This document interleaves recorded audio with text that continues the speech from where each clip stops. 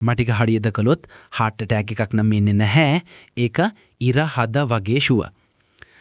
සතියකට දෙවතාවක්වත් සියබල ටිකක් යහමින් දාලා කොත්තමල්ලි සූදුරු සුදුලුණු රත්තුලුණු ගම්මිරිස් කරපිංචා ඇතිව කෑමට පෙර රසම් එකක් තැඹුම් හොද්දක් හදාලා බොන්න, දිනපතා ත්‍රිපලාපෙති දෙකක් බොන්න, දවල් කෑමට විනාඩි 20කට පෙරයි රාත්‍රී කෑමට විනාඩි 10කට පෙරයි වෙනද කන බත් ප්‍රමාණයෙන් භාගයක් කන්න උත්සාහ කරන්න. නිතරම උයන පීන දේවල් වලට සියඹලා කරපිංචා වගේ දේවල් යහමින් එකතු කරගන්න. පුළුවන් නම් උදේ ආහාරය මගේ හරින්න. සීනි දදා නිතරම තේ බොන්න, බිස්කට් කන්න යන්න එපා. අතරතුර දිනපතා මාරුවෙන් මාරුවට පැෂන් කොළ මැල්ලුමක්, මුරුංගා කොළ මැල්ලුමක්, කතුරු මුරුංගා කොළ මැල්ලුමක් ආදි වශයෙන් ආහාරයට එකතු කරගන්න. මොකද ගොඩක් පෝෂණ ඌනතාවයන් මගහැර ගන්න පුළුවන්. ඒන් පෝෂණ ඌනතාවන් ගොඩක් ලෙඩ රෝගවලට මග පාදන නිසා.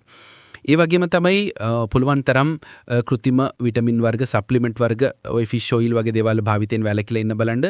පුළුවන් තරම් ස්වභාවික ආහාර පාලවනින් තම පෝෂණය සපුරා ගන්න බලන්න. බත් උයනකොට අතරමැදි කැද ටික පෙරලා විසික් කරලා පිසා ගන්න බලන්න. තේ කොළ, කෝපි වගේ දේවල් වෙනුවට බෙලිමල්, ඉරමුසු, රණවරා, පොල්පලා වගේ දේවල් භාවිතා කරන්න. සීනි පිටි කෑම නවත්තලා දාන්න ටික කාලයකට හරි. එහෙමත් බැරි නම් පුළුවන් තරම් අඩු කරන්න ඒව භාවිතය. ටික දවසකට හරි අරක්කු සිගරට් නවත්තලා දාන්න. කරපිංච කිනිති 2-3ක කොළ බත් එකට හූර්ලා දාලා අමුයින් කන්න පුළුවන් නම් ගොඩක් හොඳයි. නිදි මරන්න එපා. හොඳට නිදා ගන්න. මහන්සි වෙලා වැඩපල කරන්න. ඇවිදින්න පුළුවන් නම් හොඳට ඇවිදින්න. මාස 6කට වතාවක්වත් හොඳ බඩවිරේකයක් කරගන්න. ටිකක් හරි තරබාරුවයි ඉන්නවා නම් ඒක කිලෝ 5කින් හරි බර අඩු කරගන්න බලන්න. ඇඟට ගොඩක් සැහැල්ලුවක් වගේම ගොඩක් අපහසුතා මගහැරිලා ආවි.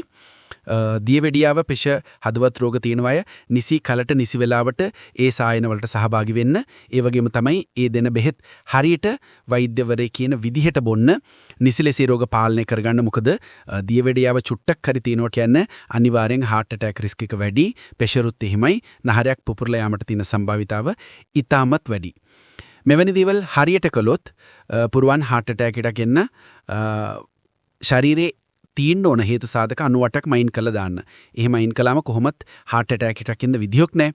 එහෙම අයින් කළාම කොහොමත් heart attack එකක් එන්න විදිහක් නැහැ. මේ ටික හරියට කළොත් heart attack එකක් නම් එන්නේ නැහැ. ඒක ඉර හද වගේ ෂුවර්. ඒ වගේම එන්නත නිසා ආපු ගොඩක් රෝග සුවපට හැරෙවි. ගෙදර ගෘහිණී වන ඔබටයි පුරුවන් සරල සෞඛ්‍ය සම්පන්න ආහාර රටාවකින් ගෙදරින් තම සැමියාව නිරෝගීමත් පුද්ගලයෙකු කරලා දීර්ඝායුෂ ලබලා දෙන්න.